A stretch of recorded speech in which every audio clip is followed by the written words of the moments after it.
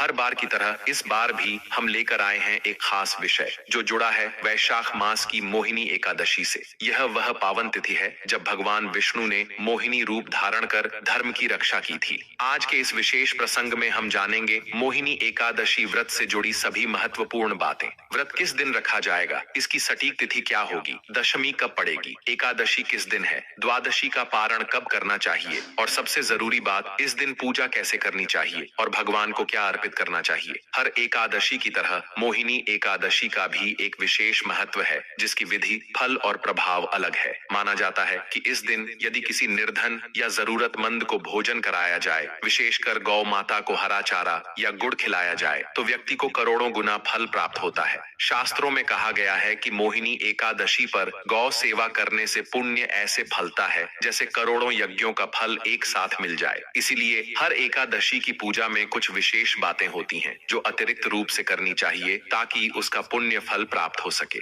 मोहिनी एकादशी की एक खास बात यह है कि यह आपके दुखों को दूर करने वाली मानी जाती है। क्या आप जानते हैं कि मोहिनी एकादशी कब आई थी और उस दिन क्या हुआ था? यह वैशाख के अंतिम 5 दिनों में आती है जो बहुत ही महत्वपूर्ण माने जाते हैं। यही वह समय था जब समुद्र मंथन हुआ था। सभी सनातनी भक्त और हिंदू भाई बहन जानते हैं कि समुद्र मंथन में राक्षसों और देवताओं के बीच कई अमूल्य रत्न निकले थे। अंत में जब अमृत निकला तब भगवान शंकर ने विष पिया और अपने कंठ में धारण किया। जब अमृत आया तो देवताओं और राक्षसों के बीच संघर्ष शुरू हो गया। तब भगवान श्री हरि ने यह सोचा कि अमृत को राक्षसों से कैसे बचाया जाए, क्योंकि अगर यह उनके हाथ लग गया तो संसार में संतुलन बिगड़ जाएगा। राक्षस तो अधर्म और पाप फैलाने वाले होते हैं। तब भगवान विष्णु ने मोहिनी रूप धारण किया। मोहिनी रूप में आकर उन्होंने अमृत की रक्षा की और उसे अपने नियंत्रण में रखा। धीरे धीरे परिस्थिति को शांत किया और देवताओं को अमृत पान कराया। राक्षसों को अमृत नहीं दिया गया।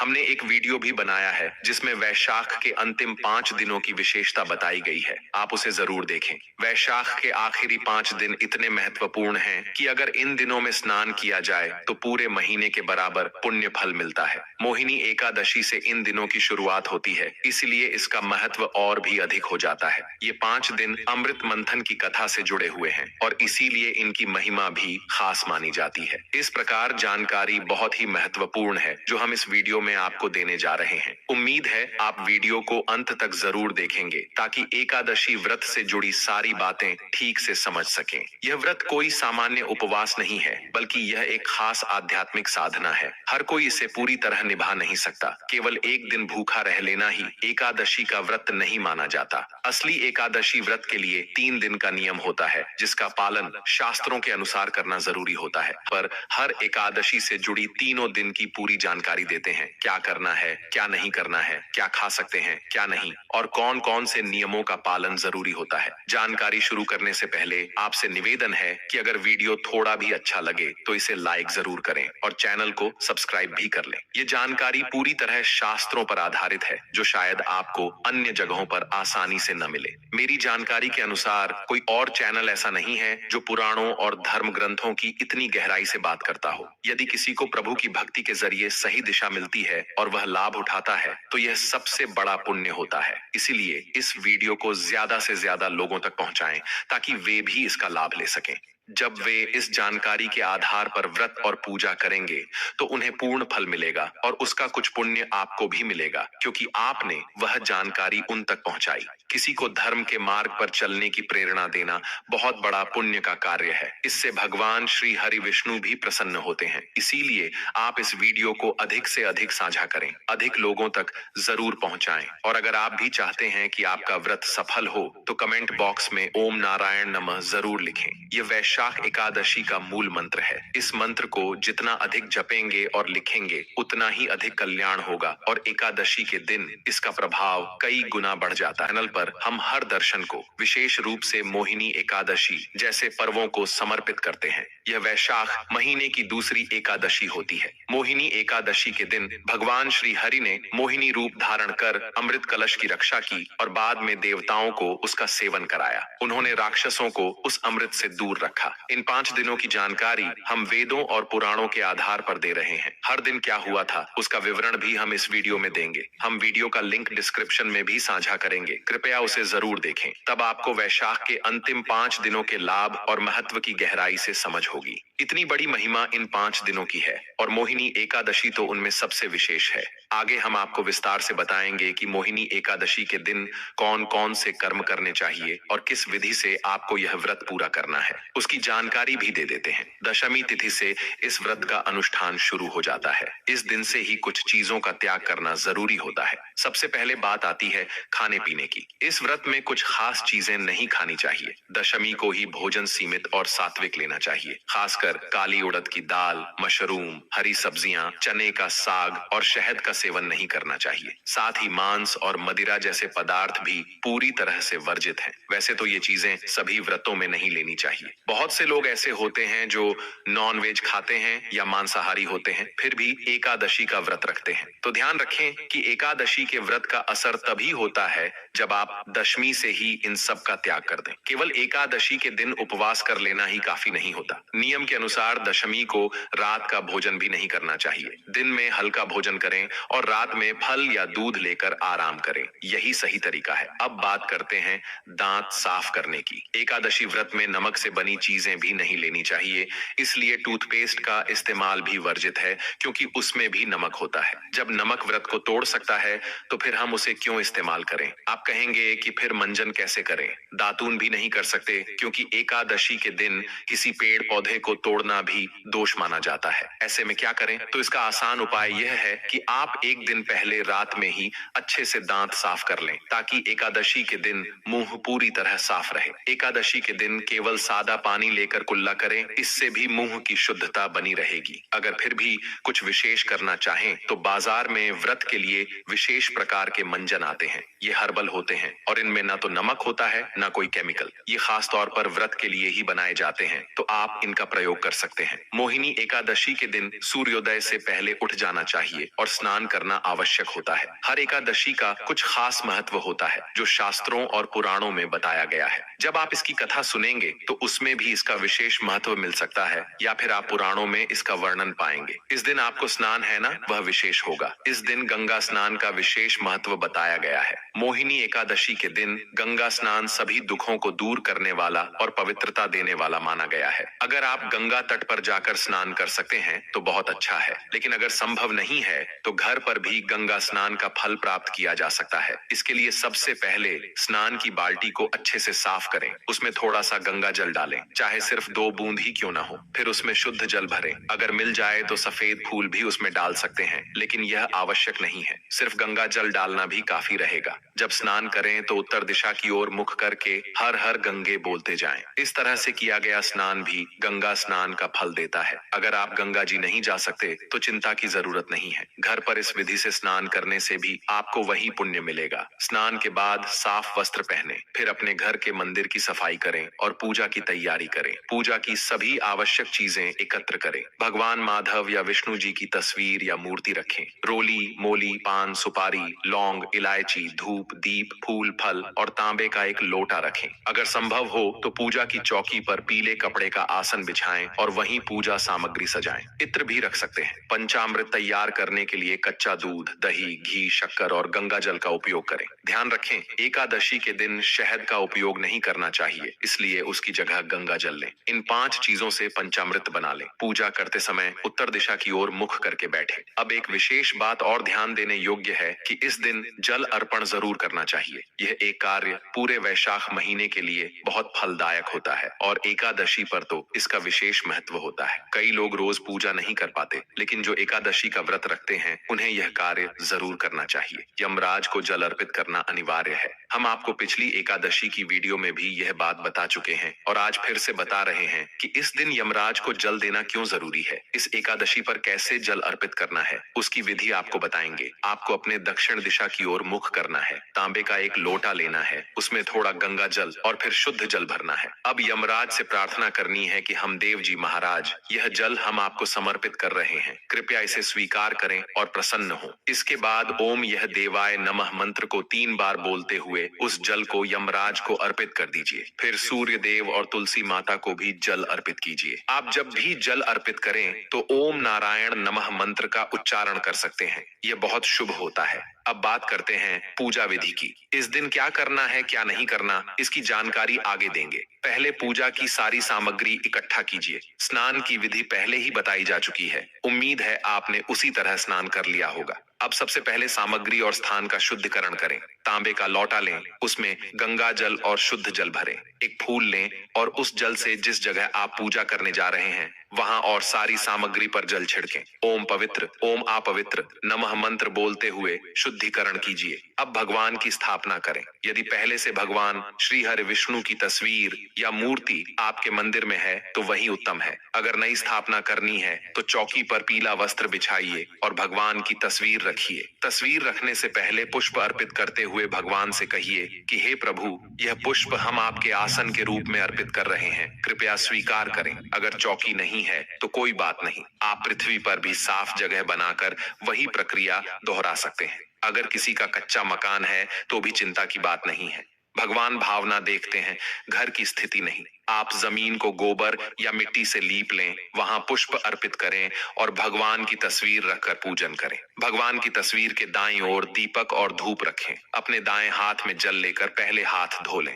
भगवान की स्थापना इस तरह पूरी होती है और हम पूजन में आगे बढ़ेंगे। अपने दाएं हाथ में चम्मच से थोड़ा जल लीजिए। तांबे के लोटे में से 1 चम्मच जल निकालकर हाथ धो लीजिए। हाथ धोने के बाद 3 बार, हर बार एक एक मंत्र बोलते हुए 1-1 चम्मच जल पीना है। जैसे ओम माधवाय नमः कहकर जल पीजिए, फिर ओम केशवाय नमः कहकर पीजिए, फिर ओम नारायणाय नमः के साथ पीजिए। इसके बाद ओम ऋषिकेशाय नमः बोलकर थोड़ा सा जल लेकर हाथ धो लीजिए और फिर तिलक लगाइए। यदि आपके साथ परिवार के सदस्य पूजन कर रहे हैं तो उन्हें भी तिलक कर दीजिए। अब जो दीपक आपने पूजा स्थान पर रखा है उसे जलाइए और धूप भी प्रज्वलित कर दीजिए। अब संकल्प की प्रक्रिया करेंगे। इसके लिए दाएं हाथ में जल लीजिए, साथ में 1 रुपए का सिक्का रखें और चाहें तो कुछ पुष्प भी रख सकते हैं। अब अपना नाम, गोत्र, जिस स्थान पर बैठे हैं उसका पता, मकान नंबर, क्षेत्र का नाम और शहर का नाम बोलिए। फिर कहिए कि मैं वैशाख महीने की शुक्ल पक्ष की मोहिनी एकादशी का व्रत कर रहा हूँ और भगवान विष्णु की पूजा का संकल्प करता हूँ। ये संकल्प भगवान के चरणों में अर्पित कर दीजिए। संकल्प करना बहुत जरूरी होता है। कोई भी व्रत बिना संकल्प के अधूरा रहता है। एकादशी व्रत में इसका विशेष महत्व है। अब भगवान का पूजन आरंभ करेंगे। भगवान के सामने एक पत्ते पर एक कटोरी रखिए और उस कटोरी में पूजा की सारी सामग्री थोड़ी थोड़ी करके अर्पित करते जाइए, जिससे सामग्री फैल न जाए और पूजा व्यवस्थित रहे। सबसे पहले भगवान को जल अर्पित करेंगे, जिसे अंजनम कहा जाता है। फिर भगवान के चरणों को धोने की प्रक्रिया करेंगे, जिसे पद्यमार्जन कहते हैं। इसके लिए हर मंत्र के साथ 1-1 चम्मच जल सामने रखे पत्ते में डालते जाइए। ओम भूर्भुवः स्व मोहिनी एकादशी व्रत पूजन प्रारंभ करो। ओम भूर्भुवः स्वः नारायणाय नमः। ओम भूर्भुवः स्वः वासुदेवाय नमः। अब भगवान को स्नान कराएंगे। अगर आपके पास मूर्ति है तो भगवान को पंचामृत से स्नान कराइए। इसके लिए दूध, दही, घी, शक्कर और गंगा जल मिलाकर पंचामृत तैयार कीजिए। अगर प्रतिमा नहीं है और आप तस्वीर पर पूजन कर रहे हैं तो पंचामृत में एक फूल डुबोकर उसे भगवान को अर्पित कीजिए। इसके बाद भगवान को शुद्ध जल से स्नान कराइए। ओम भूर्भुवः नारायणाय नमः पंचामृत लेकर भगवान को अर्पित करें। पंचामृत से स्नान करने के बाद भगवान को वस्त्र अर्पित करें और तिलक लगाएं। फिर ओम भूर्भुवः स्वः नारायणाय नमः मंत्र का जाप करें। तिलक करने के बाद भगवान को पुष्प अर्पित करें, माला पहनाएं और धूप दीप अर्पित करें। जो भी भोग आपके पास है वह अर्पित करें। इस दिन अगर आप केसर युक्त पीली बूंदी के लड्डू का भोग लगाते हैं तो यह उत्तम रहेगा, क्योंकि केसर युक्त बूंदी के लड्डू बहुत शुभ माने जाते हैं। ओम भूर्भुवः स्वः श्री नारायणाय नमः मंत्र का जाप करते हुए भगवान को पान का पत्ता अर्पित करें, जिसमें 2 इलायची और 1 सुपारी रखें। यह तांबूल रूप में अर्पित करें। ओम भूर्भुवः स्वः श्री नारायणाय नमः कहकर भगवान को नमस्कार करें और निवेदन करें कि प्रभु इस एकादशी व्रत को हम सफलता से कर सकें। इसके लिए हमें शक्ति प्रदान करें। अब पूजन के बाद एकादशी की कथा सुने या विष्णु सहस्त्र नाम का पाठ करें। एकादशी की कथा और विष्णु सहस्त्र नाम दोनों को हम हमेशा अपने चैनल पर अपलोड करते हैं। अगर आप चैनल पर नए हैं तो चैनल को सब्सक्राइब जरूर कर लें, ताकि आपको समय पर सही जानकारी मिल सके। यह चैनल ज्योति संस्थान का है,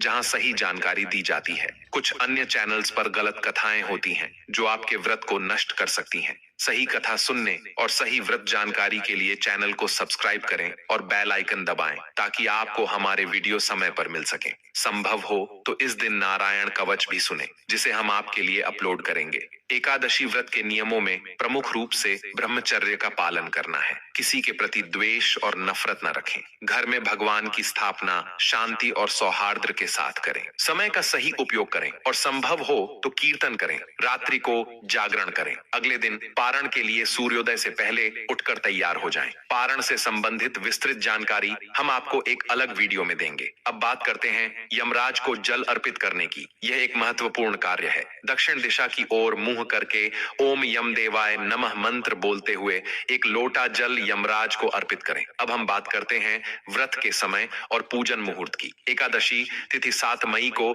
सुबह 10:19 से शुरू होगी और 8 मई को दोपहर 12:19 से समाप्त होगी। इसीलिए 8 मई को व्रत करना सबसे उत्तम रहेगा। 9 मई को आप एकादशी का पारण कर सकते हैं। पूजन का सही समय सूर्योदय से लेकर 11 बजे तक रहेगा। अगर आपको इस समय में पूजन करना मुश्किल हो तो 12 बजे से लेकर 2 बजे तक भी पूजन किया जा सकता है। व्रत का पारण और दान भी उसी दिन किया जा सकता है। व्रत वाली एकादशी के दिन भगवान विष्णु और माता लक्ष्मी की विधि पूर्वक पूजा करें और उसी के साथ गौ माता की भी पूजा अवश्य करें। एकादशी की पूजा के लिए जो भोग बनाया गया है उसमें से 2 पूरियां गौ माता को अवश्य खिलाएं। ध्यान रखें, सूखी पूरी न खिलाएं। पूरी पर मिठाई या सब्जी या हलवा जरूर लगाकर गौ माता को अर्पित करें। दोस्तों, हर एक और मांगलिक काम में गौ माता या उनसे जुड़ी चीजें जैसे गाय का गोबर, गोमूत्र, दूध या गाय के दूध से बना घी जरूर शामिल करना चाहिए। इससे पुण्य की प्राप्ति होती है। सनातन परंपरा में माना जाता है कि जिस घर में गाय होती है वहां के सभी वास्तु दोष अपने आप दूर हो जाते हैं, क्योंकि बिना पंचगव्य के पूजा पाठ और हवन पूरा नहीं माना जाता।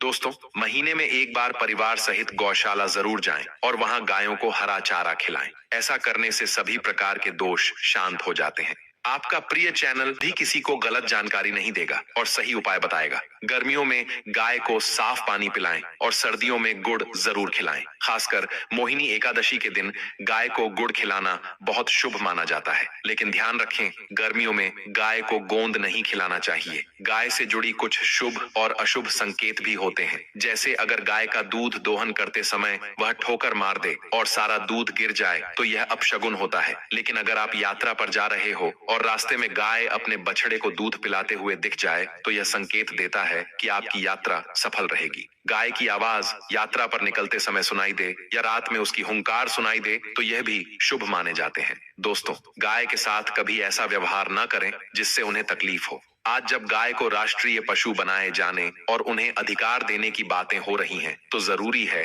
कि हम उनके साथ सम्मान से पेश आएं।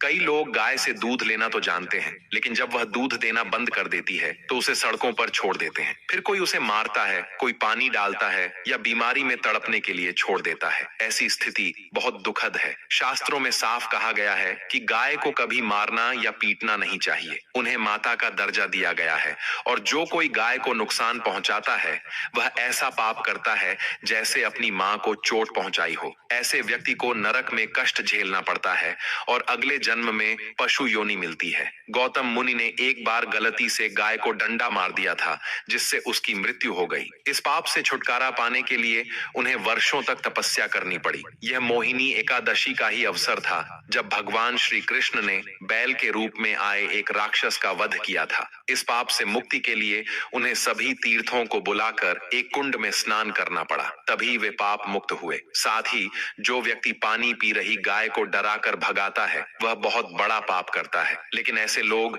जो गाय की सेवा करते हैं उन्हें स्वर्ग की प्राप्ति होती है और अगले जन्म में सुख समृद्धि से भरा जीवन मिलता है। आराम कर रही गाय को उठाकर परेशान करना भी पाप माना गया है। जो लोग गाय की सेवा करते हैं उन्हें उनके पिछले जन्मों के पापों से मुक्ति मिलती है और वे गोलोक में स्थान पाते हैं। इसके अलावा गाय को डंडा मारकर उठाना या उस पर पानी डालकर उठाना बहुत बड़ा पाप माना गया है। ऐसा करने वाला व्यक्ति अगले जन्म में दर दर भटकता है। शास्त्रों में यह भी बताया गया है कि जो लोग गाय की सेवा करते हैं, उन्हें भोजन कराते हैं और उनकी देखभाल करते हैं, उनकी सभी मनोकामनाएं पूरी होती हैं। गाय के बछड़े के लिए जो दूध बचता है वही मनुष्य को लेना चाहिए। लेकिन कुछ लोग पहले गाय को धोते हैं और फिर बछड़े के लिए छोड़ा गया दूध भी दूह लेते हैं। ऐसा करना बहुत बड़ा पाप माना गया है। इस तरह के दूध को पीने और दूहने वाला दोष का भागी बनता है। शास्त्रों में यह भी कहा गया है कि गाय और बैल की पीठ पर नहीं बैठना चाहिए। ऐसा करना महापाप होता है और इसके कारण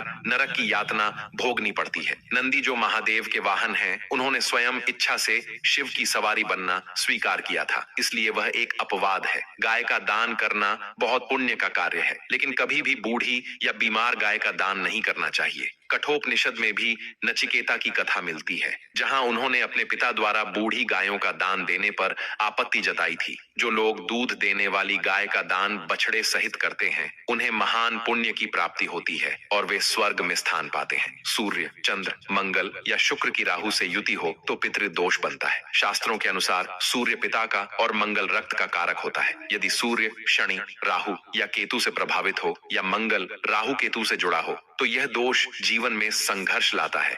इस दोष से छुटकारा पाने के लिए एकादशी या रोज गाय को रोटी, गुड़ या हरा चारा खिलाना चाहिए।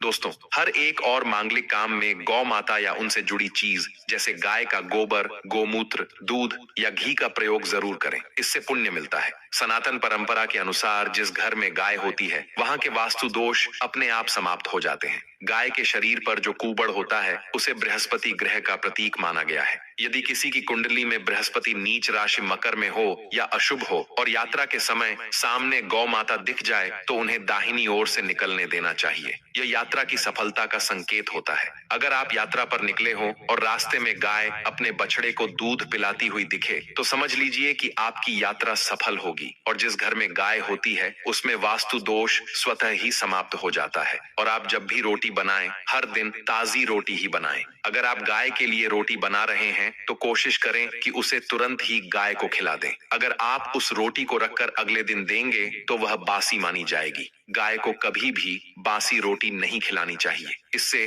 घर में नकारात्मक ऊर्जा प्रवेश करती है और कार्यों में सफलता नहीं मिलती। ऐसा माना जाता है कि इससे घर में दुख और परेशानी बनी रहती है। इसलिए रोजाना ताजा आटा गूंथकर रोटी बनाएं और उसी समय गाय को खिलाएं। साथ ही सड़ी गली चीजें जैसे खराब फल या सब्जियां भी कभी गाय को ना दें। कुछ लोग ऐसा सोचते हैं कि यह भी गाय को दे सकते हैं, लेकिन यह गलती है। शुद्ध और अच्छी चीजें ही गाय को अर्पित करनी चाहिए। आप आटे की 11 छोटी लोइयां बनाकर उन पर हल्दी लगाकर गाय को खिला सकते हैं। जब आप ऐसा करेंगे और श्रद्धा से गाय के चरणों को स्पर्श करेंगे तो आपके रुके हुए काम बनने लगेंगे और जीवन में आने वाली रुकावटें दूर होंगी। इसके साथ ही अगर आप 7 बार गाय की परिक्रमा भी कर लें तो यह और भी शुभ माना जाता है। जब भी गाय को रोटी दें तो उस पर थोड़ा सा घी या हल्दी जरूर लगाएं। अगर घी या हल्दी ना हो तो आप मिश्री भी रख सकते हैं। दोस्तों, ध्यान रखें कि गाय को कभी भी खाली रोटी न दें। ऐसा करने से पुण्य की बजाय दोष लगता है। ये छोटे छोटे उपाय आपके जीवन में बड़ा परिवर्तन ला सकते हैं। बस जरूरत है इन्हें श्रद्धा और सही विधि से अपनाने की। अगर आपको यह जानकारी उपयोगी लगी हो तो वीडियो को लाइक जरूर करें और ज्यादा से ज्यादा अपने दोस्तों व परिवारजनों के साथ शेयर करें ताकि वे भी इसका लाभ उठा सकें। आप सभी पर माता लक्ष्मी और भगवान विष्णु की कृपा बनी रहे। वे आपकी हर मनोकामना पूर्ण करें। कमेंट बॉक्स में जय माता लक्ष्मी भगवान विष्णु लिखना न भूलें। और अगर आप चैनल पर नए हैं तो हमारे चैनल को सब्सक्राइब जरूर करें ताकि अगली एकादशी या धार्मिक अवसर की जानकारी आप तक सबसे पहले पहुंचे। धन्यवाद।